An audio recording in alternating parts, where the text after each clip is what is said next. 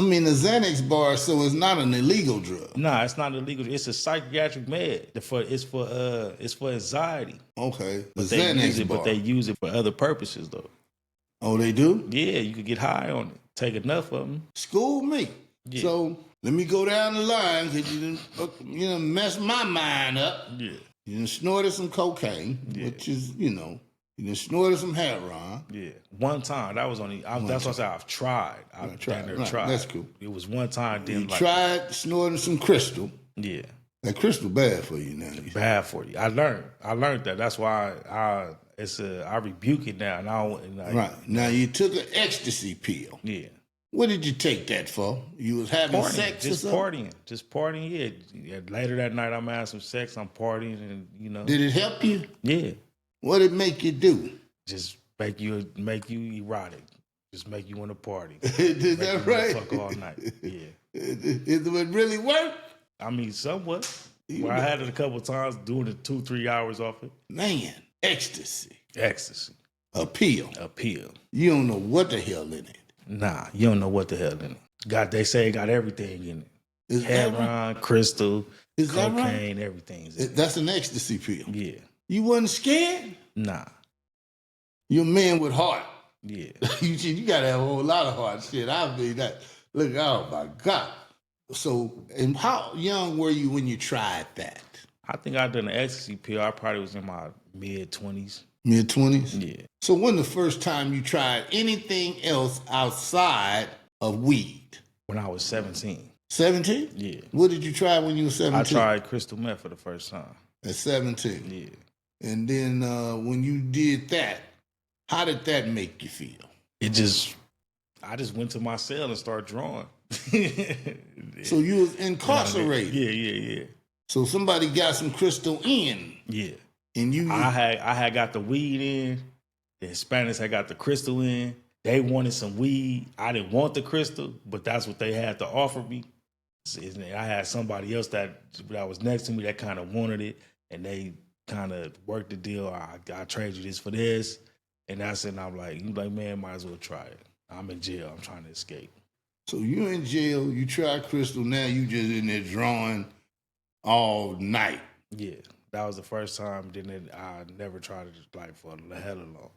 And so when you got back out, you after throwing them 32 months, you back out of jail. Mm-hmm. What was next for Omar? I started working for the first time. Wow. Thank God for that. Yeah. Where did you start working at? In warehouses. Then I had started doing construction. Got the best job I had ever had doing construction. Then, How old were you? I was about 30. 30? So when you got out from doing that 32 months, though, did you come back to the neighborhood? After that 32 months, I don't know. I don't think so. I came back around, but I wasn't like hanging out, like seriously. So you was kind of coming to the neighborhood. Did you go back to Lancaster? Nah. Well, where in the hell did you go? You had to go somewhere. Once you got out? I was in the neighborhood, but I wasn't hanging out. Okay. That's what I'll get you now. You came back to the neighborhood. I go to work, come home, go in my house. So you was trying to break away from being active and, with the normal. Okay, well, that's good. Yeah. That's the best thing you could have did. Yeah. You know what I'm saying? Just to change your life. Some people can't change. I mean, no one life should be on the same path for the entire duration of his life.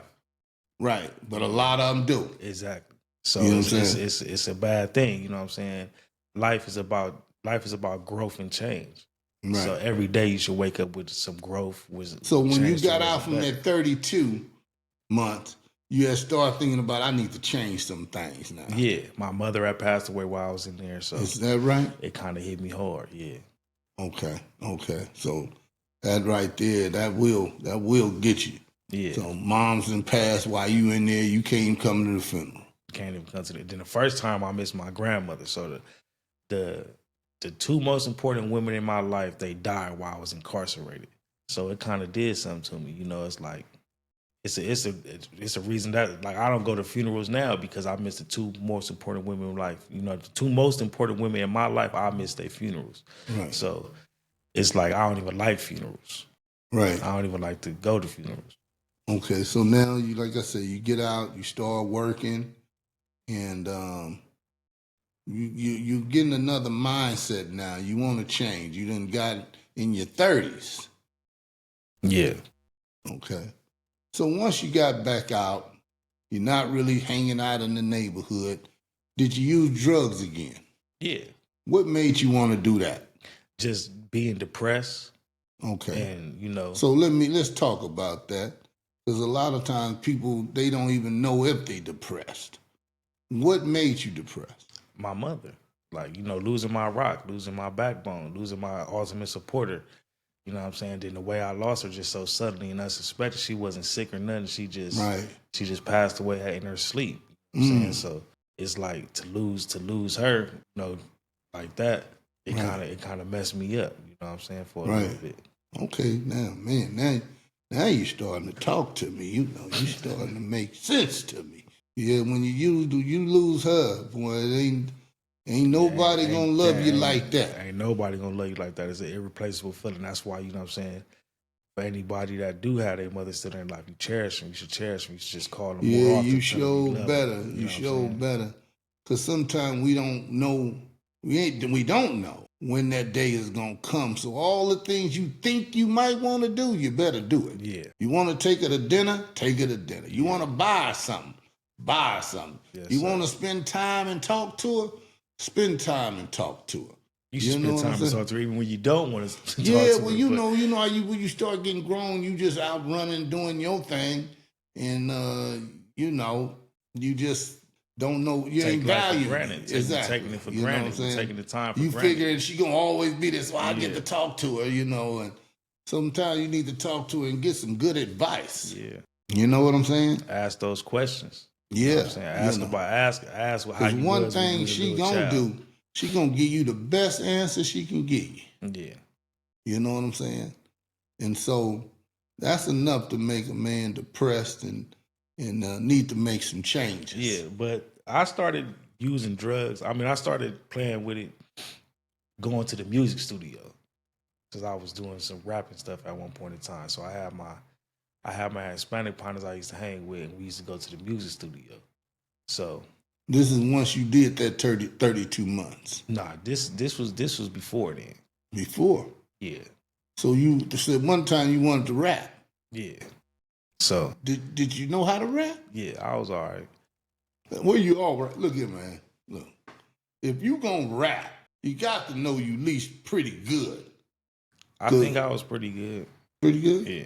So where these Hispanic partners come from that you was in the studio with them? I just met them in Watts. I met them, and they just became like a little. What you doing? What you know about Watts? You ain't from Watts. I'm not from Watts, but I lived over there with my auntie. Oh, okay. See, during the part of these times, that's one of the places I had went after all the violations and stuff. I went to live with my auntie. Oh. So she living in Watts, and I'm living in Watts, and I had just went to the Watts Towers one day. Okay. Took my little cousin to the Watts Towers. And I meet this dude. He's like, hey, man, he want a belt buckle. Gave my little cousin a little belt buckle. And then we start conversation over smoking weed. Then I start going over there hanging with him, smoking weed. Mm-hmm. And it end up his cousin rap and all, they rap and all that. So I still was trying to rap. So I started going to the studio with him. And then to be up in the studio all night, we used to do a little crystal. That keep you up. Keep you up.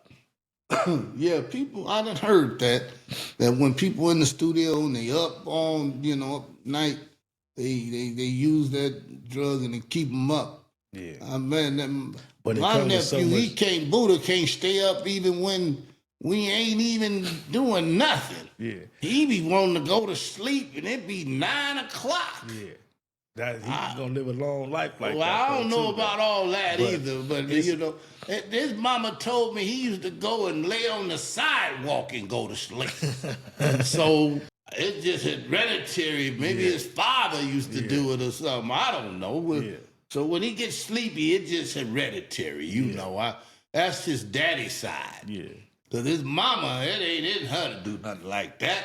Yeah. So there's a Brown and a Monaghan in him. Yeah. And that's that Monaghan side. Yeah.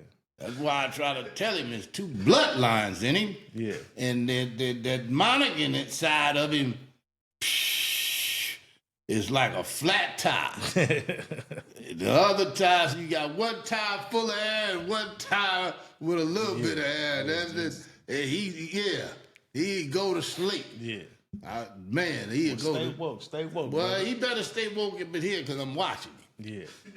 You know what I'm saying? So you went over there, you in the studio, you sniffing and staying up. Yeah. Not knowing that you might get addicted. Yeah. On it, Or not knowing that I might turn back to it when I think I need it. Because, see, I started using it sometimes on my jobs. To stay up. I'm working a 10. I had a good little job. I'm working, or I want to get off work and I don't want to go to sleep. Because at one point in time, I was recording myself. Wow. So I'm getting off work and I still want to do some stuff. I want to play the game and record some music. So maybe I'll get high and stay up. But it's other side effects than just staying up that come with it. You might start hallucinating, you know what I'm saying? Because you might be up too much, you know what I'm saying? Right. It's a drug. Once you use it, it's like you think you could be under control and can use it once, but it's like, I want some more of that. Right. So right. it becomes that's just how that cocaine because people didn't know what cocaine would do to them. Yeah. But once some of the people hit it, it was gone. Yeah. So, I had an experience, with it.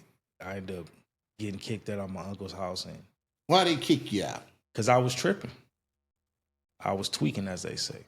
When you tweak, what do you do when you tweak? Oh, I just think the world's against me, Up, moving around. Won't be still.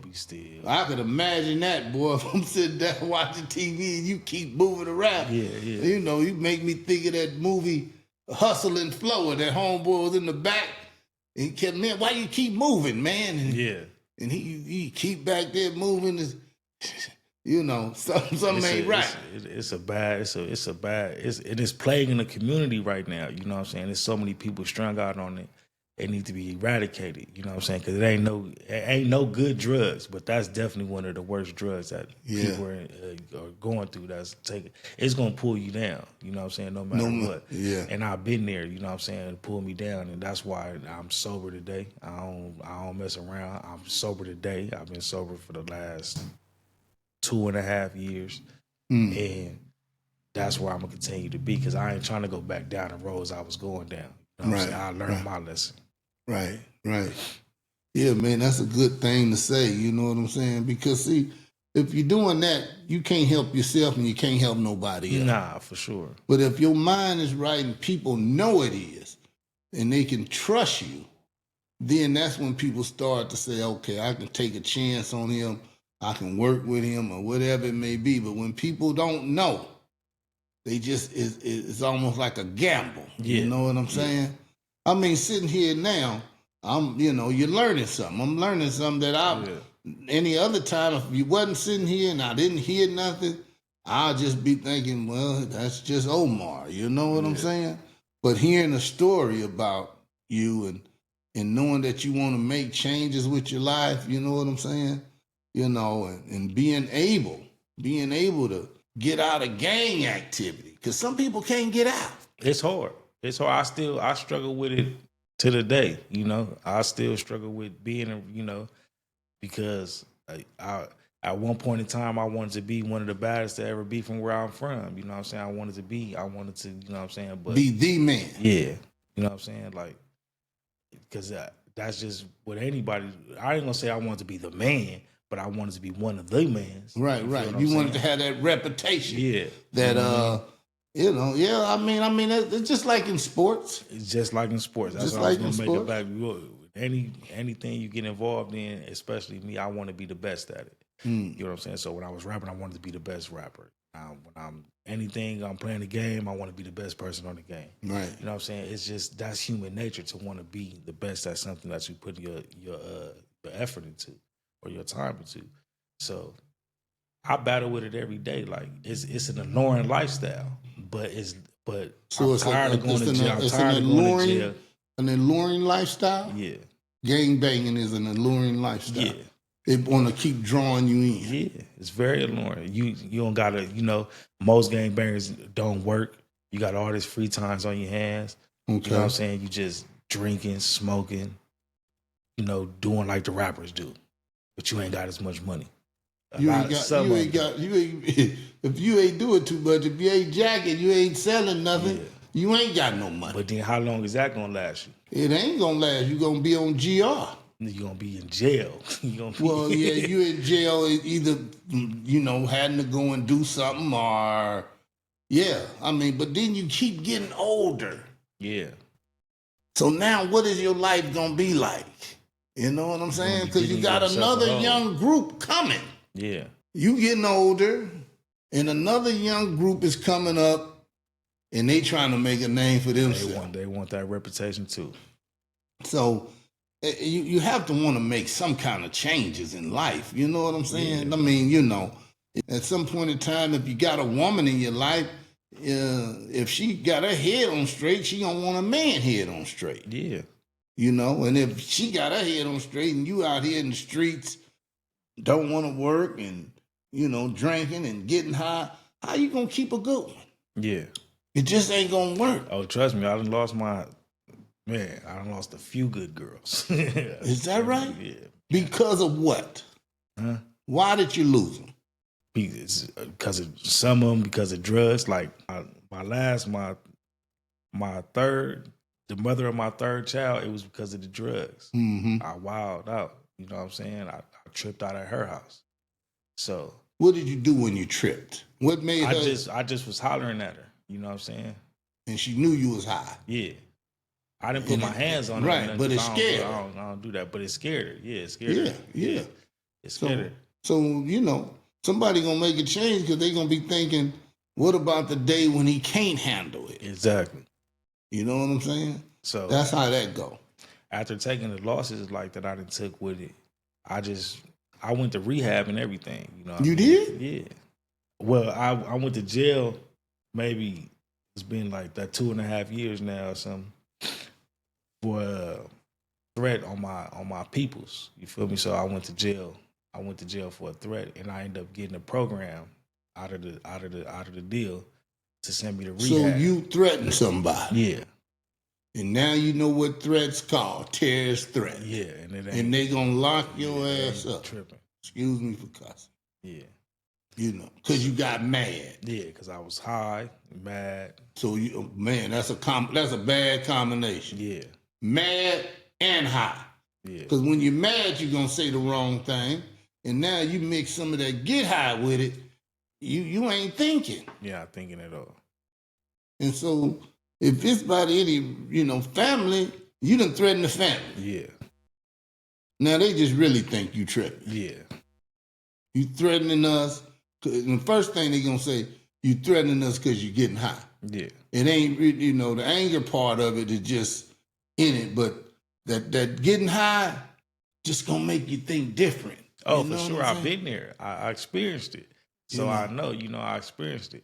Because I never was like, it was like a social thing with me. Like I never was like kind of like strung out on it. Mm-hmm. Like, but I used it. So I'll take full accountability for that. But just the way it could pull you down so fast. Right. It could be unbelievable. In the span of 2 weeks, I lost everything I owned, everything I worked for, all my clothes. 2 weeks. A music studio, TVs, basically a whole apartment. I lost it. In 2 weeks? In 2 weeks. Wow. Not sold it, tricked it off, getting high. Just lost it. You know what I'm saying? Being high, having it, I was homeless. I had all my stuff in the van. I crashed the van. Police come. What made you crash the van? I'm high and drunk. Drunk? Yeah. So you drinking too? Yeah.